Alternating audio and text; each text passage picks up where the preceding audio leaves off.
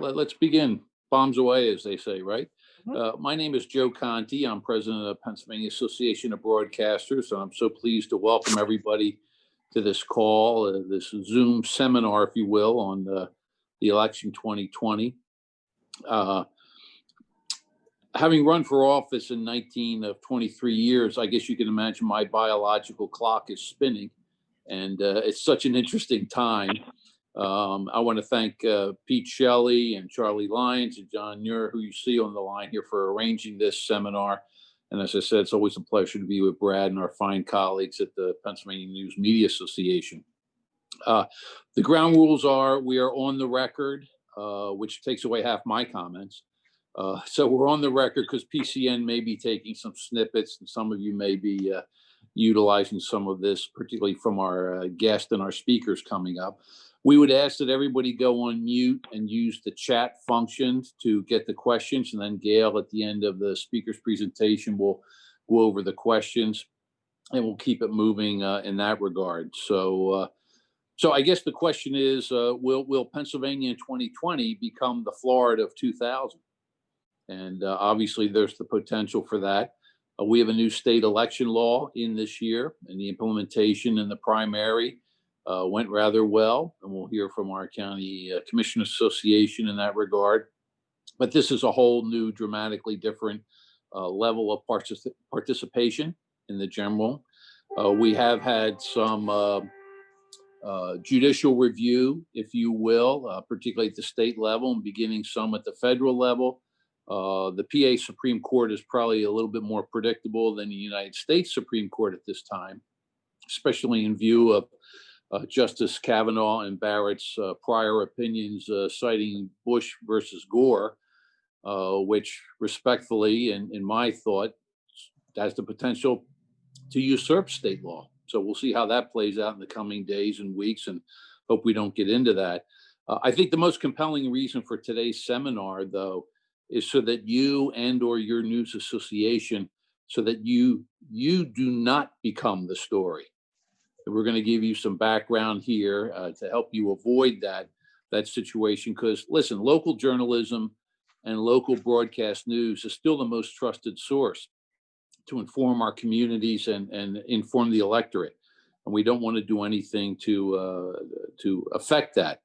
And my closing thought is, whatever editorial reviews and oversights you have normally, double them in the next 10 days to ensure that mistakes are not made. And I think you'll hear from our speakers where some of the pitfalls or some of the mistakes could be, which hopefully will prepare you for covering the election over the next week to 10 days. So without further ado, I'll turn it over to my colleague, Brad Simpson.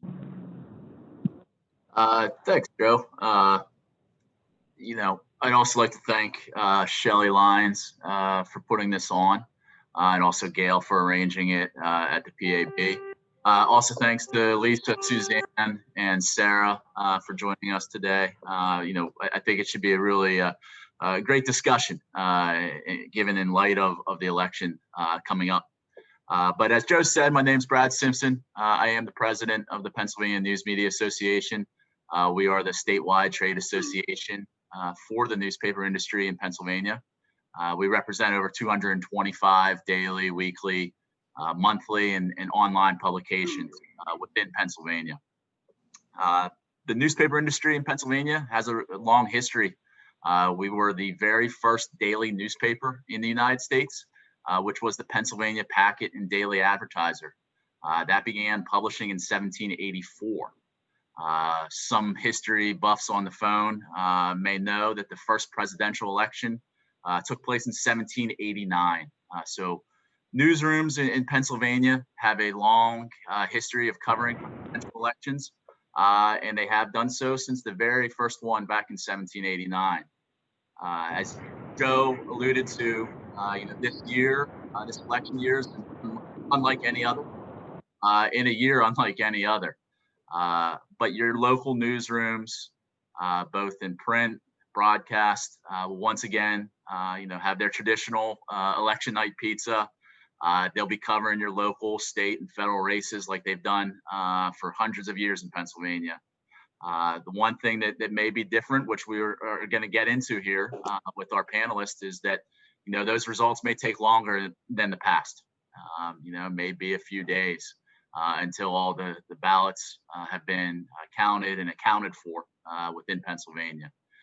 But rest assured that once all those ballots are counted in the correct and appropriate manner, that those front page clips from the newspapers, those reports that are on now digital websites and will be breaking news on Joe's television stations and radio stations, those will be filed away for the history books for years to come. I'd just like to thank you all for joining us today. I think it should be a real interesting discussion. And now it's my pleasure to introduce Lisa Schaefer, who is the Executive Director of the County Commissioners Association of Pennsylvania. So Lisa, welcome. Well, thank you so much. And thank you for hosting this event and asking us to participate. You are correct. This is an election like no others, even though our counties have many decades of experience in running elections and very dedicated public servants who are committed to that effort. This certainly is, as many things in 2020 have been, a very unprecedented situation. So our counties are responsible for administering the election system, from everything from voter registration, verifying those, all the way through deploying voting machines, running the polling places on election day, verifying absentee and mail-in ballots, all the way through the certification of the results. And over the past 2 years, our counties have really faced one challenge after another. All of our counties had to purchase and deploy new voter verifiable paper ballot voting systems, including training poll workers on the new systems, familiarizing voters with those changes.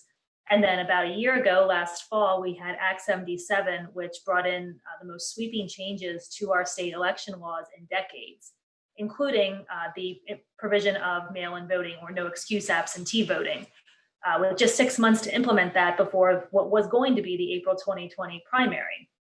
But of course, we all know a global pandemic took hold a month or 6 weeks before that. And so then we had to move that primary to June, left us with a scramble to make sure that we could safely hold those polling places. Also, we still had some counties that were deploying their new machines for the first time and trying to deal with mail-in ballots that we knew were going to be popular, but we had no idea just how popular they were going to be in the current situation. But to their credit, our counties have remained laser focused on their mission to administer a fair and secure election. Despite this most unique of situations this year, their professionalism and their dedication in the face of an unimaginably stressful circumstance resulted in a very smooth primary. We learned a lot from that primary, and we are prepared to deliver another successful election next Tuesday. We know in particular that there has been a lot of rhetoric around the use of mail-in ballots. And one point I do want to make is that those mail-in ballots are very much a carbon copy of the absentee ballots that we used to have for decades. The only difference is that now anyone can get one without having to offer an excuse.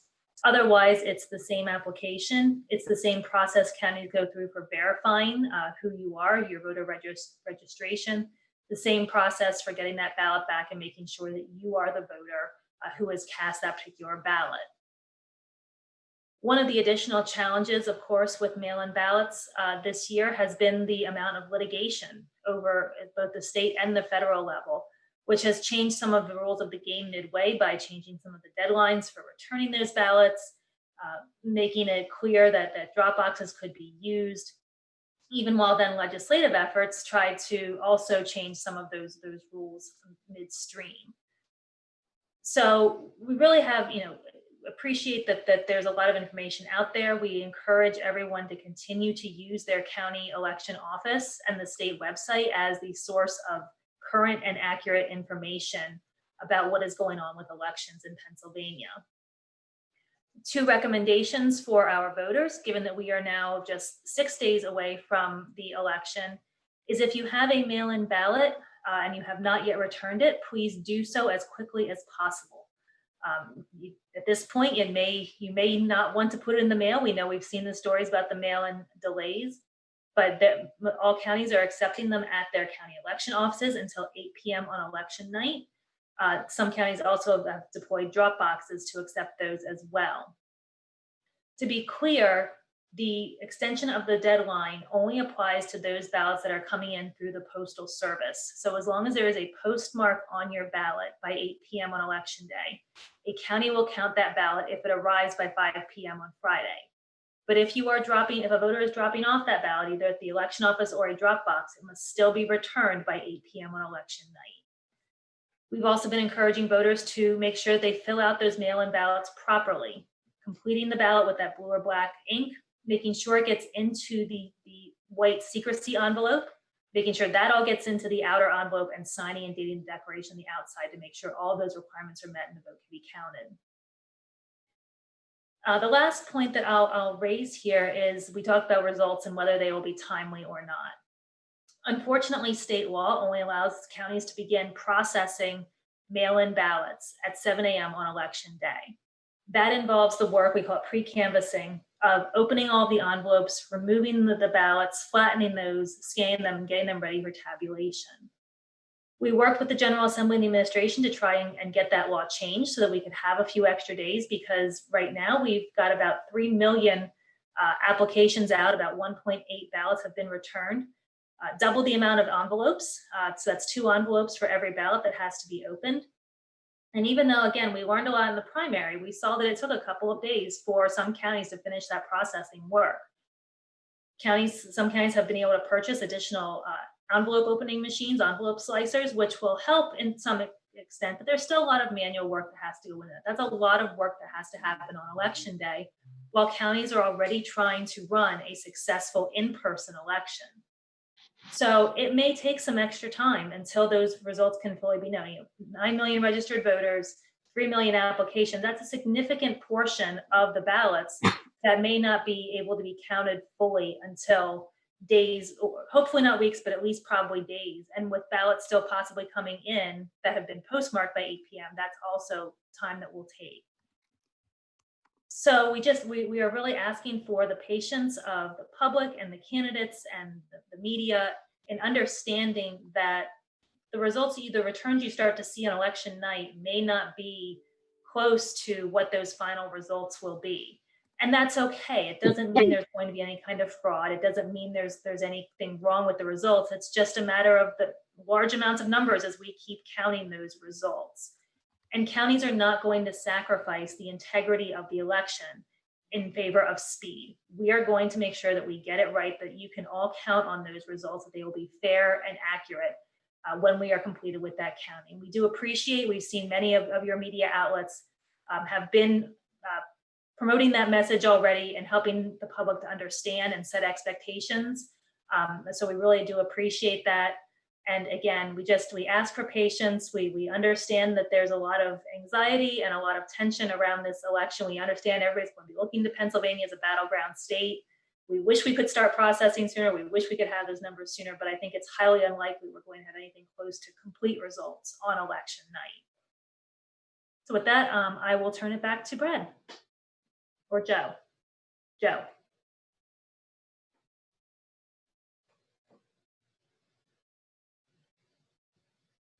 I have to unmute. So Brad, go ahead, take it.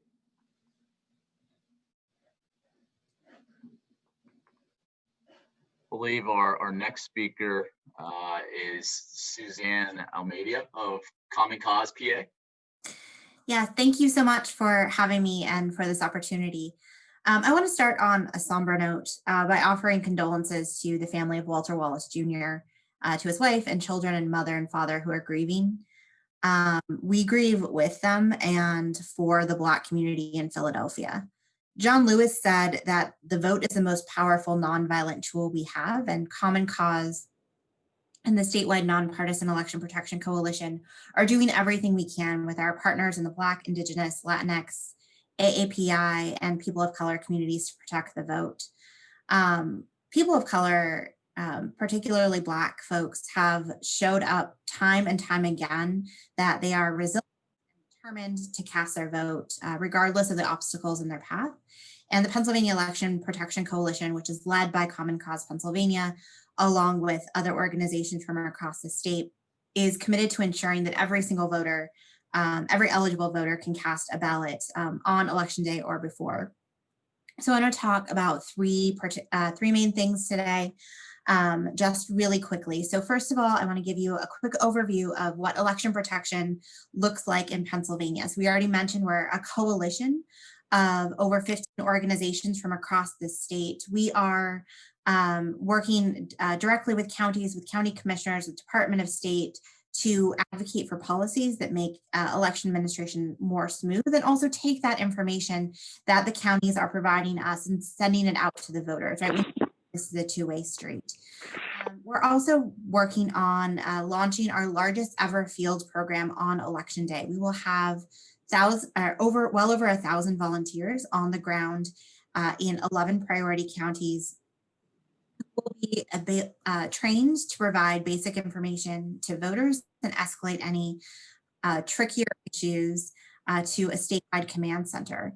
That statewide command center will also be taking tickets from the 866 Our Vote hotline, which is live, up and running, and currently getting over 1,000 calls a day in the run-up to the election, mostly calls that are voters just asking for clarification on what they need to know for election day. Speaking of what voters should know, there are two main buckets in this category. So on vote by mail, I know you all have been really diligent about outlining the specific steps that a voter needs to have to fill out and submit their vote by mail ballot. And Lisa went through that, so I'm not going to reiterate any of that for you all again. And then in person on election day, I think that there's a couple things to know. One, we are telling voters to come prepared to wait. We know that turnout is going to be high this year. We're also very aware that social distancing practices mean that it is likely that we will see long lines. These lines, hopefully, fingers crossed, will move quickly, but voters should come prepared. We've been saying mask, snacks, phone charged, and bring up to stand in line to vote in person on election day. I also flag that while we are certainly committed to telling the story of barriers that voters may face on election day, we want to make sure that we tell that story in a way that doesn't inadvertently suppress voters' desire to turn out, right? So anything that is making it sound like there are insurmountable obstacles to voting, or that voters are likely to see issues at the polls, I think can have an inadvertent effect on how people are feeling about turning out. And we know that voting should fundamentally be a celebration if at all possible. And Common Cause and our election protection partners are working to make that happen. We also want to highlight the incredible work of communities of color in this election, and the fact that they are a significant voting bloc that has done amazing work to turn out and to change the narrative around voting in Pennsylvania. We know that they are often sidelined from the narrative because of the way that the world can work. And so I'm highlighting it here today in hopes that you all can take this and run with it. Finally, on election night, we've already spoken about we are not getting results on election night. We don't have the infrastructure to have a final total, nor should we. Election night vote tabulation is an incredibly technical process that our counties are capable of doing extremely well. They have years and years and years of experience in these processes. It's also worth noting that vote tabulation and the canvass process is a place where communities can really hold folks accountable, right? We are looking for transparency. We want community members to be able to use their voice to make sure that, in fact, every vote is counted. It's a two-way street, 100%. And finally, just highlighting that we are really advocating for a narrative around count every vote, because every vote counts. It's something that we have always seen in Pennsylvania, and we don't expect this year to be any different. But I think that the work that you all can do to kind of uplift that message is incredibly important. And with that, I will toss it back to Joe. Okay, thank you so much. And without further ado, I will introduce our next speaker, Sarah Walker, Director of Federal and State Affairs for the Voting Rights Lab. Hello, Sarah. Hi, thank you, Joe. So as Joe just said, I'm Sarah, and I am the National Director of State and Federal Affairs for the Voting Rights Lab. We're a radically nonpartisan organization dedicated to securing, protecting, and defending the voting rights of all Americans. And I'd also just like to extend a thank you to the organizers and our fellow speakers of this event. This is such an important and timely topic. As the presidential election approaches, polling indicates that voters from both sides of the aisle fear that it may bring about unprecedented disruption and discord. And we have been conducting a series of research and messaging tests around the country. And our research that we conducted in mid-September has demonstrated that the way in which the election is covered in the press is the number one thing that influences these attitudes. Americans overwhelmingly turn to the media and the press for their election night coverage. In fact, 91% of voters say that they go to television, newspapers, or internet news sources to check the election results. More than 3 in 4 voters, 79%, say that they followed the election results very closely. And we expect this to be even greater this year, given the scrutiny and attention paid to this election. I know that you in the media take this responsibility very seriously, and that your work heavily influences voters' confidence in the integrity of the elections as a whole, and their patience as we wait for these results. Our polling also shows that voters' existing expectations for elections officials and the official elections results are unrealistic, with many voters expecting the official results on election night. This is why it's so critical that voters get the message from the press that every eligible voter must have their voice heard and their votes counted. We all know it's going to take longer to count the votes and verify a winner in this year's election.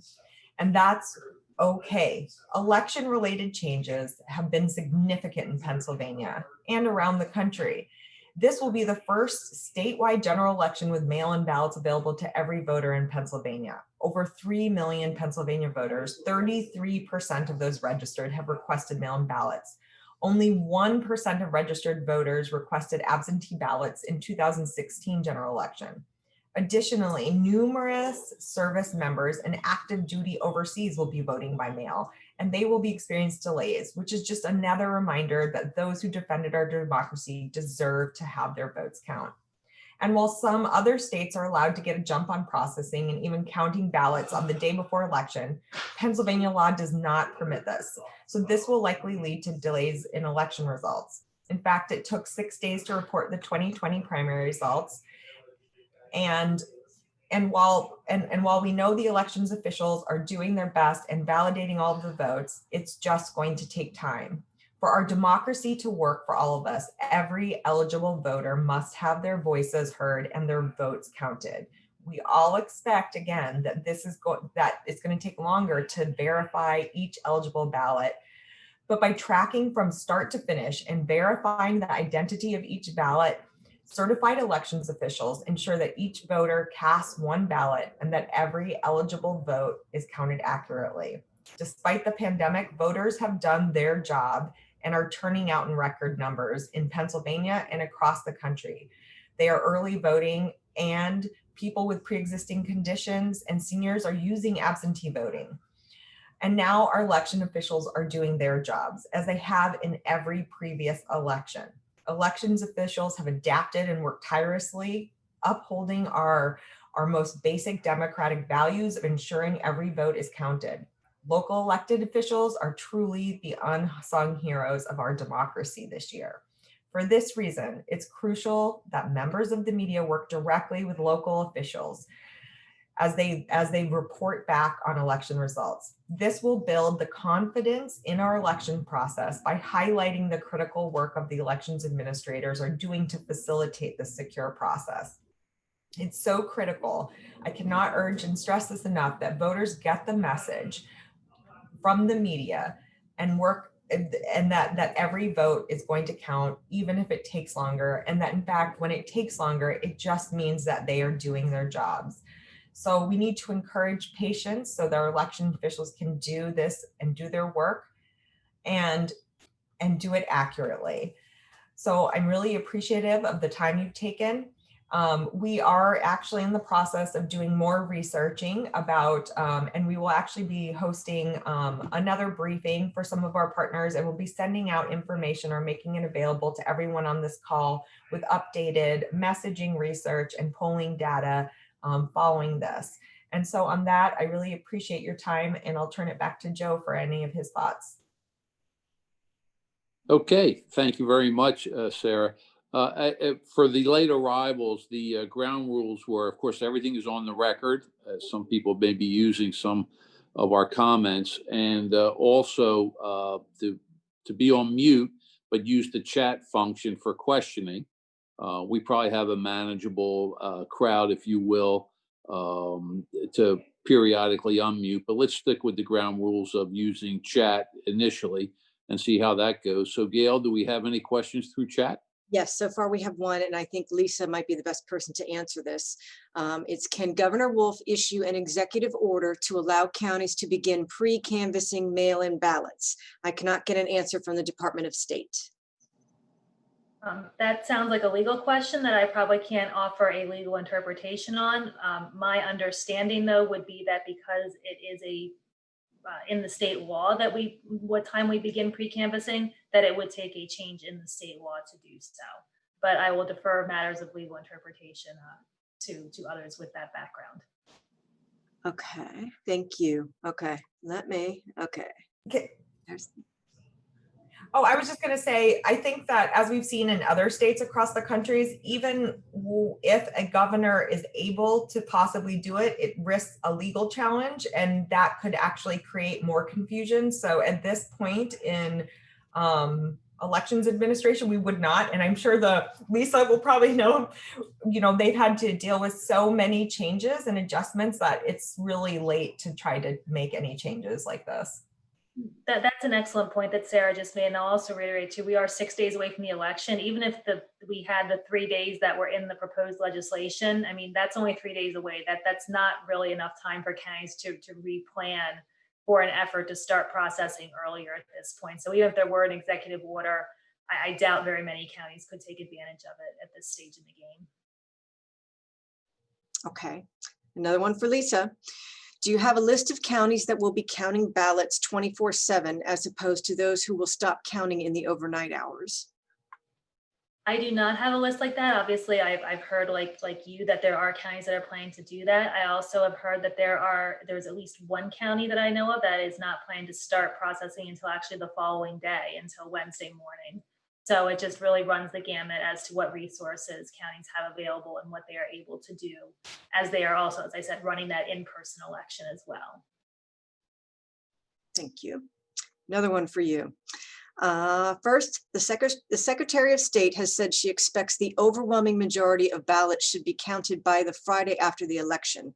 In speaking with county officials, do you agree?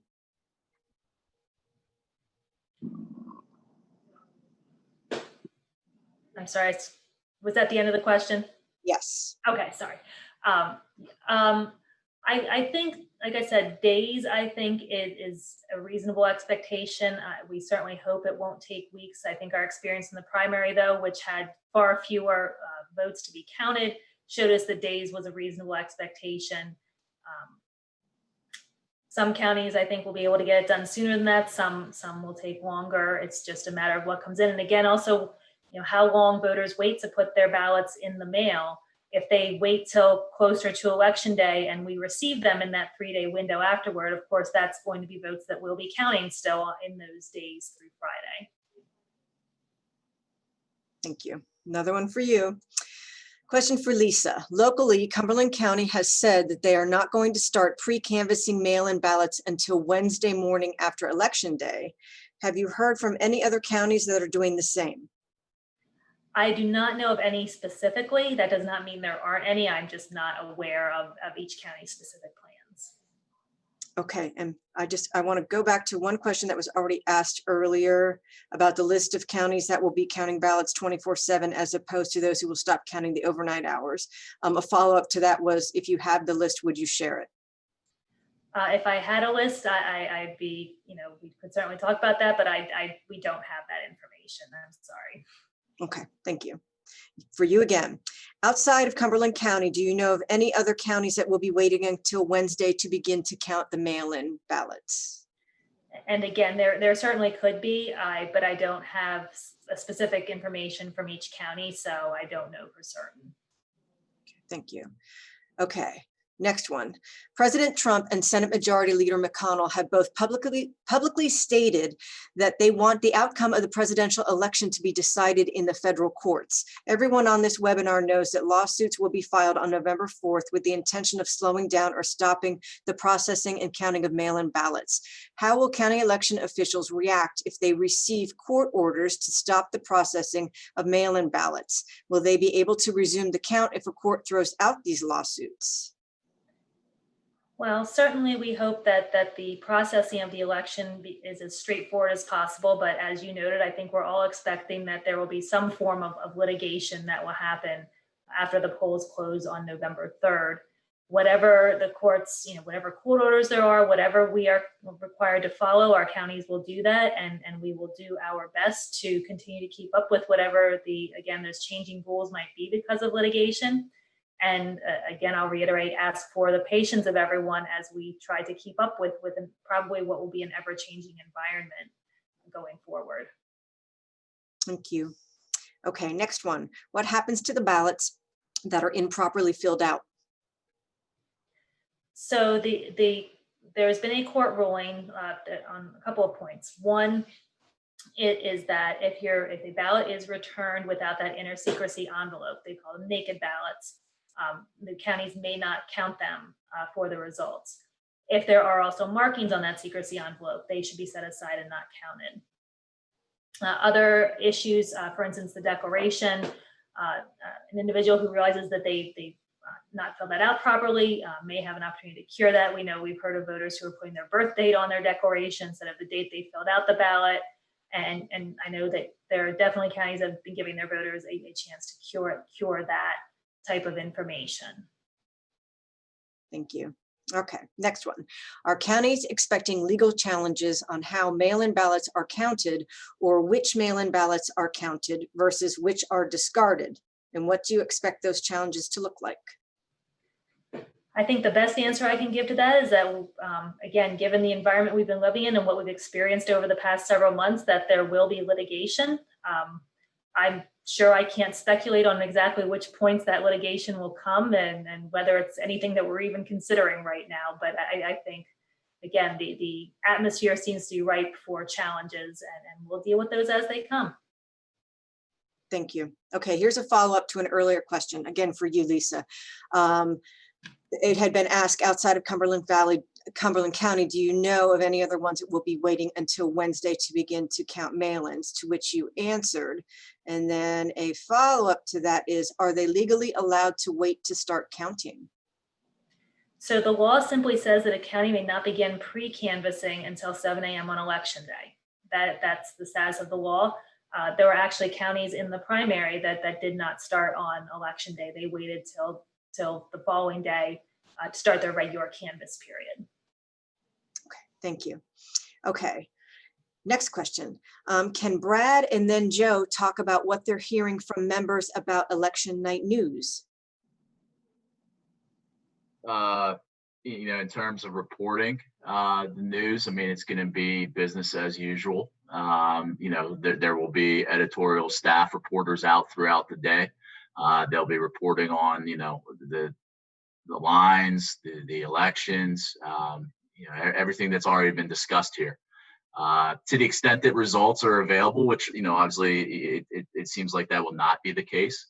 the normal process will follow. The newsrooms will continue to cover the election, and they'll continue to cover the results, as they come in. And I think that, at least speaking from, the newspaper industry, we're all well aware that, this process is not going to be like it was in 16 and prior, that this result's going to be slower, more deliberate, and especially when you're looking at the volume of mail-in ballots that we've seen already, the 3 million that's been referenced, the third of all populace that can vote in Pennsylvania. It's going to have significant impact. And so, the newsrooms are ready. Joe can further elaborate on broadcast, but I think that everybody's prepared for what's going to be a pretty lengthy process in terms of both reporting the results, but then also reporting some of this other stuff that Lisa's already talked about in terms of litigation that happens, the counting that happens, the ballots, all things as it relates to this new process.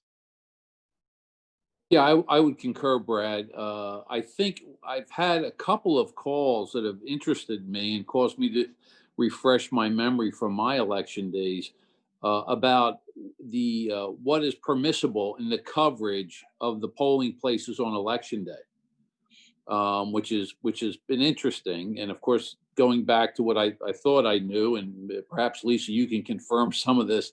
The judge of elections runs the polling place, and you're rather limited as to what you can do in the polling place. In fact, you really can't do anything. You can't wear a partisan button. I think we all understand what takes place in the voting area. And then I think there's the 10 feet beyond. We're not allowed to politic beyond the entrance there. And beyond that, it's rather open. Some of the questions have been coming because of the aggressive nature of the Trump campaign, and then followed by some of the questioning by the Republican State Committee of Pennsylvania about these matters, about how broadcasters can cover people coming in and out of the polls and what's available. I did share with my members that I found that the heads of the Board of Elections are some of the most accessible people I've ever worked with, really great to work with, and appointed by the county commissioners, at least I think is my recollection in all the different levels of the county. And then each office also has a solicitor that the county commissioners appoint. And my recollection, Lisa, is that also each common pleas court has a judge on duty every election day. So if things get a little tight, you do have the venue of going to a court and getting an answer on election day. So everybody on the call, and Brad, that most of the input I'm getting has been I'm in Philadelphia, where voting is somewhat of a contact sport to begin with. But in a lot of the other parts of the state, particularly Bucks County, where I ran for election many times, it was more of a courtly affair. So the nature of the questions I've been getting is, what can they do as far as coverage on election day? And Lisa, if you could confirm all my distant memories and sort of superficial current research on that. Everything you have said is accurate to my knowledge. Fantastic. Okay. More questions for Lisa. Is it possible for you or your affiliates to send us updates as you have them, as far as mail-in ballots, counting ballots, litigation, instead of us having to call around? Well, I would ordinarily say, I'd be happy to provide whatever information I have. I'm not sure that even we're getting everything all the time. I mean, we're finding out things from you, from the media, as much as we are from the courts themselves. Department of State, and I know on their website, probably has the best data as far as the overall numbers related to mail-in ballots at this point, as opposed to us. We're unfortunately not a research or a data collection entity. So unless we do a survey of our members, we don't tend to have those lists of information related to all the counties available, unfortunately. We know about as much as all of you. Certainly happy to help answer questions as they come up, but I'm not entirely sure that we'll have a central list of information either, much as I would like to. Thank you. Okay, Lisa, again, how is morale among county county election officials, given all they've had to do with all the changes and with all of the interest and the calls they've been getting. And many have said they are also frustrated with the legislature about all of the changes and the lack of action on pre-canvassing. How are the election officials feeling? Well, I think the best way to put it is that they have put a lot of blood, sweat, and tears into this year's election seasons. I think one of the really unfortunate parts is that there are so many of the things that are happening out there that are beyond their personal control. So the litigation, the changes to the laws, the rhetoric that's been going on about how elections operate, but yet they're the ones who are getting the calls and getting yelled at when things aren't, what the person read on social media, and why can't I do this and why can't I do that? So, really, really appreciate our public servants, our election directors, and all the work they keep on doing. It is not an easy job. We've seen a significant amount of turnover across our counties over the past year as the job continues to become more stressful. But again, the folks who are there, they are dedicated public servants. They are committed to getting this right, and they are going to continue to do everything they can in their counties to make sure that we have a successful, fair, secure, accurate election. Thank you. Okay, next question is, will a recording of this webinar be posted online? And if so, when? I am recording this. If I have everyone's permission, what I will do on my end, I will not post it online, but I will send it to all of our member stations, the same people who I sent out the notices about this presentation. I cannot speak for what Brad intends to do, but like I said, if I have everyone's permission, that's what I will do. We can share that with our members as well. Okay. Assuming permission. Yeah, as long as we get everybody's permission, that's, I just want to make sure that everybody's aware that it's being recorded. Is that okay with everyone? Thank you. Okay. All right. Next one. Will the counties attempt to report % of votes tallied on election night? Again, that's a question I think that's going to vary county by county. Each of them are trying to figure out, again, based on their experience in the primary and the way they have their reporting systems and their websites set up, how they're going to do that. I talked with one county last evening, said they are going to wait to report all of their mail-in ballot results until they are fully complete, but continue to do their precinct by precinct count. So again, as you're looking at those county by county results, I just would encourage you to look for the context in which those are being reported. Thank you. Okay, next one. My understanding is that nobody at the polling station is allowed to take photos, ask voters to show identification, or attempt to intimidate or coerce voters. Is that correct? And is there anything else people are not allowed to do by law? When Secretary, is it Bookvar, said the overwhelming majority of ballots would be counted by November 6th, was that assuming no litigation on the processing of mail-in ballots? So to the first point, that is a relatively accurate list of what cannot be done in a polling place, particularly in the machine itself.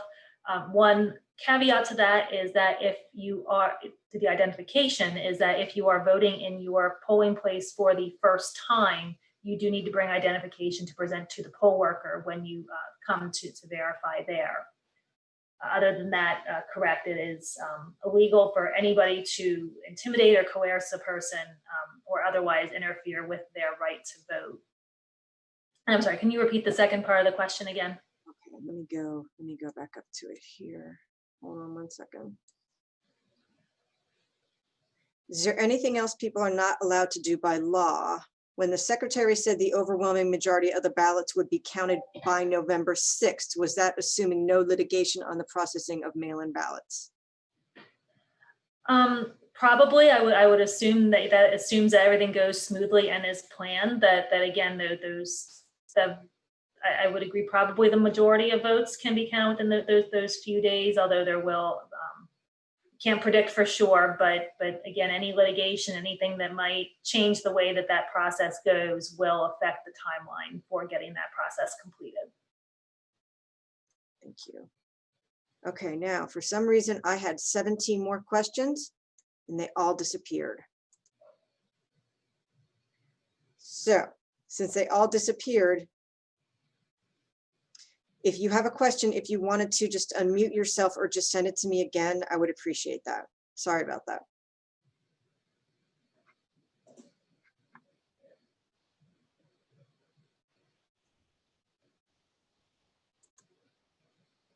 Or maybe you've answered every question. I have no idea.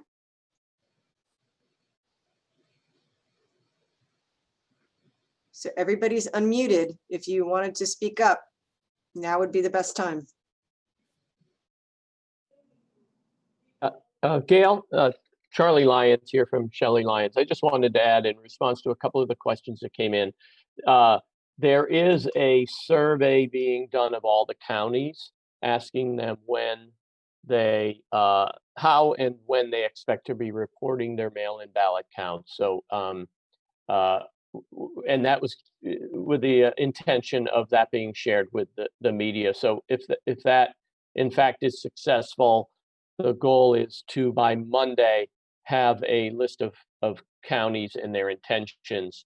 Even if 67 counties don't come in, I know there's an effort to at least get answers from the largest ones, and that'll be shared. We'll make sure to share that through both PNA and the broadcasters. Thank you. Okay, and I do have one that just came in. Is it safe to assume that in every county there are representatives of both parties to make sure their party does not cheat?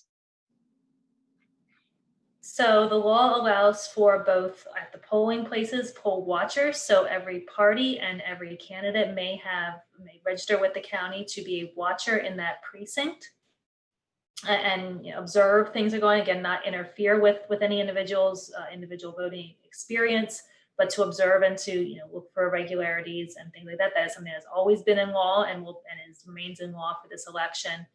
And also the law allows during the pre-canvass period for representatives of the parties to observe that process as well, again, which was permitted in the primary.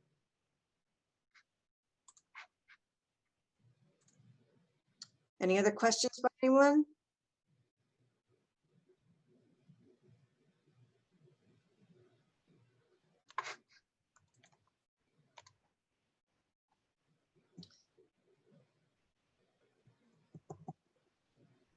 I don't have any others coming in. Let me just make sure I have everybody on unmute. And if that's not working, you can just unmute yourself.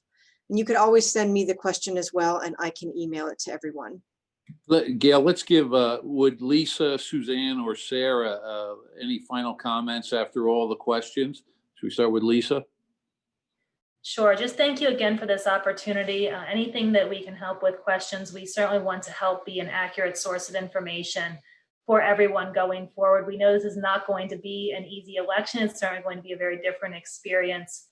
But again, I will just reiterate that, however a voter chooses to vote, whether it be in person or whether it be by mail-in ballot, a voter should be able to be confident that their vote is secure, that it is being counted accurately, and that all their votes are being counted.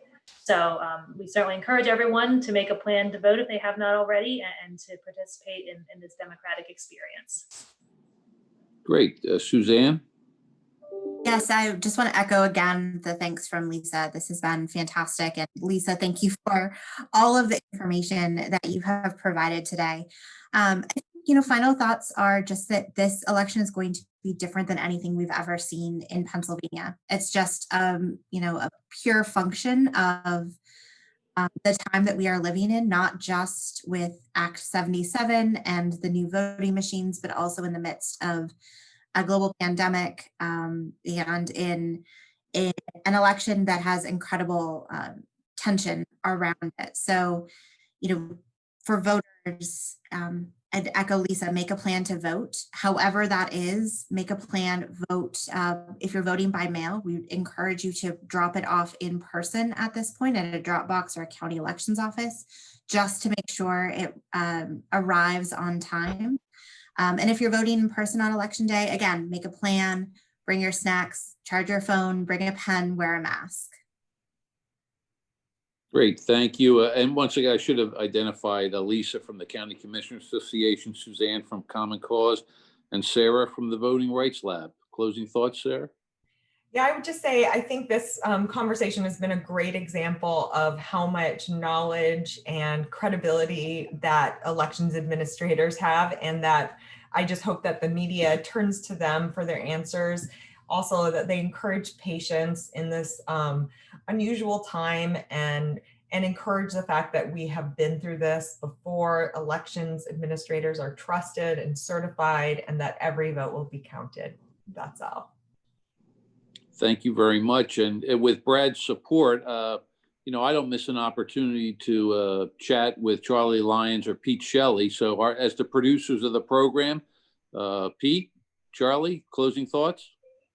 Thank everybody for participating. As I said earlier, Joe, I've learned quite a lot in this call. And we'll look forward to sharing more information as we come in, as Charlie said. We'll make the county survey. Charlie?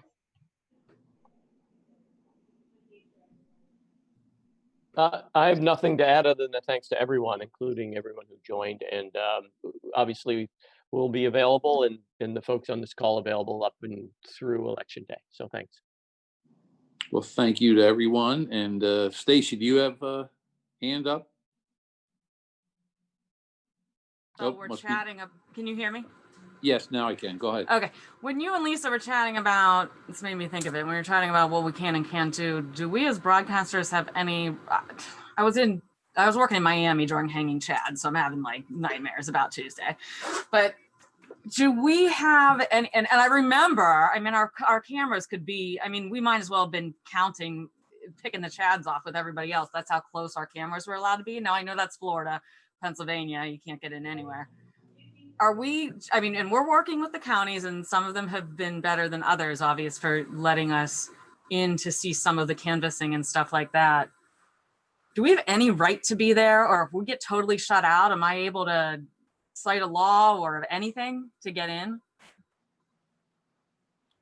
I'll defer to Lisa. You know, I would, of course, if you contacted me personally, I would have said, well, we'll try to get you a legal answer, but you also should use your own legal counsel for that answer. But yeah. But Lisa, do you have anything to add?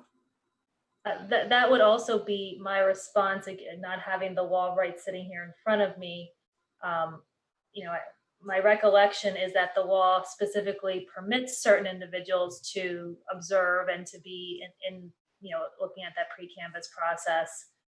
Although I'm not sure that it specifically excludes anybody either. So there's a matter of interpretation there that I would defer to our county solicitors on in that respect. Hi, I just unmuted myself. It's Paula Knudsen Burke. I'm the local legal initiative attorney for the Reporters Committee. And I just wanted to point out that we have the answer to that question and some others in our Reporters Committee legal election guide. Gail has that link. And Gail, hopefully you can send that through, but we know that just from some things, Melissa Maluski from PNA also gets these hotline calls, that there's kind of differing questions from reporters and photographers about when and where. So we've tried to cover the polling place itself and how you get access to that, the later counting. So if you check out that election guide, hopefully we'll answer some of those questions. So I'm just hijacking the call. Hello, everyone. Nice to see you. Thank you, Paula. I will send it out as soon as we're done. And then I will also send it to the newspaper association, to the PNA, sorry. And that way we can get it out to everybody. So you have all the information you need. And then one final thing, we do have a hotline on election day where we'll have attorneys throughout the state, Philly, Harrisburg, and Pittsburgh. In the event that there's something really serious that you need access to a courtroom, or one of your photographers, videographers, journalists is in trouble, please call the hotline. And we do have lawyers standing by in Pittsburgh, Philly, and Harrisburg. Hey, Paula, it's Brad. How are you?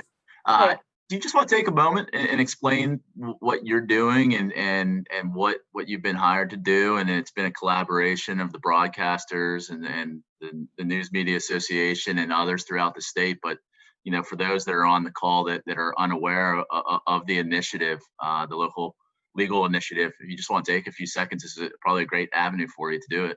Yeah, thank you. So the Reporters Committee is a national organization that provides free legal services to reporters, broadcasters, photographers, freelancers throughout the country. Pennsylvania is one of the states that was selected to receive additional legal support, and it was through a number of different organizations and media companies saying, hey, we need extra legal support here. PAB and PNA were among those organizations. So I work really closely with Melissa at PNA and others throughout the state in the area of media law. And if you have a case in court, or I just helped a journalist a few weeks ago who had received a subpoena, things like that, that kind of go beyond the scope of just hotline help, and you need help in court, please either call our Reporters Committee hotline or contact me or contact Melissa at PNA. We work hand in hand. Often if she sees a case that needs more assistance, she'll kick it over to me. Gail knows how to get a hold of me.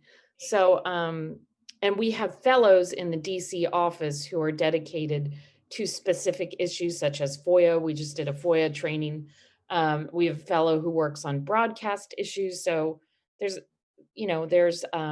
help out there, and we encourage you folks on the call to let us know if you're running into legal challenges, particularly on election day. Don't be afraid to pick up the phone, but on other days as well. So thank you, Brad, and thank you, Joe. And thank you, Gail. One quick question. You don't have the hotline handy right now because people are starting to ask.